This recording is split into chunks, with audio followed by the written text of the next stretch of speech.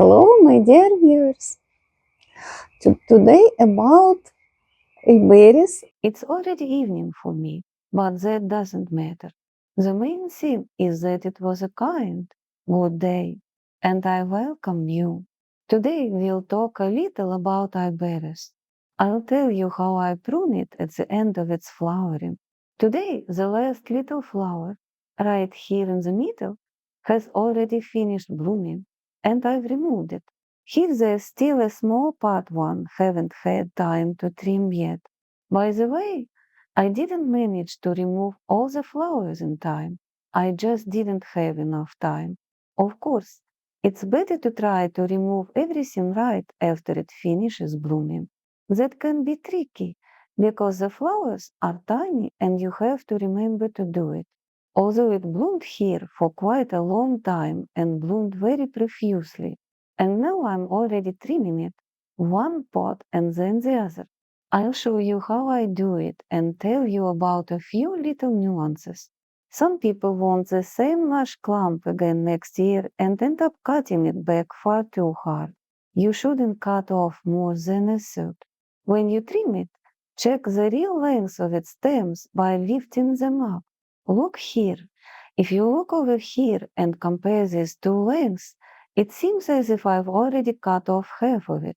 But if we lift the Iberis stems, you can see how long they really are.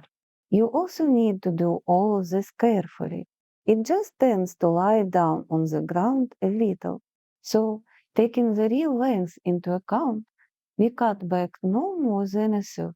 And we prune it so that there isn't a single wilted flower left. We don't want it to go to seed, unless of course you're planning to collect them, because it's a perennial. What we want is for it to stay a pretty little bush until the end of the season and bloom well again at the beginning of next spring. That's why I'm trimming it now. That's all. What else would I like to say? For this plant, pruning really is a form of stress. For any plant, when we remove a significant part, even a quarter, it's a stress.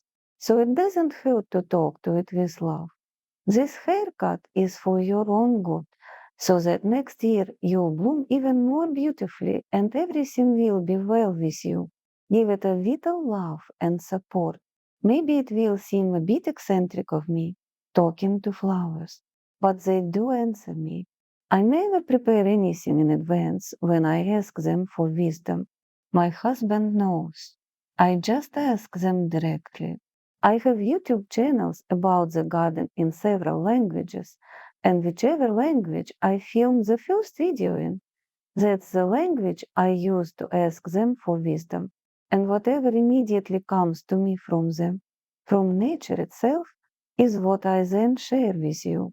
So yes, I really do communicate with them. I love them very much.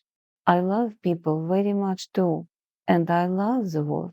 I feel that telling any living being, and really everything in this world, about love, giving words of support, love, and tenderness is never too much, especially to our beloved flowers and our beloved people. So that's my advice to you. And of course, when you prune your plants, support them with words of love. It doesn't have to be out loud, though it can be. You can also do it silently in your thoughts. From soul to soul, tenderness and love are never unnecessary.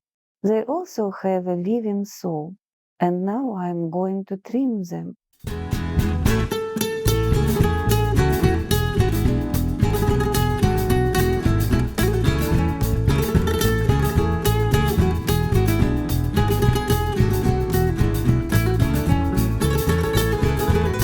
Well, my dear friends, we've finished trimming these two Iberis plants. What else do I want to say about the finer points?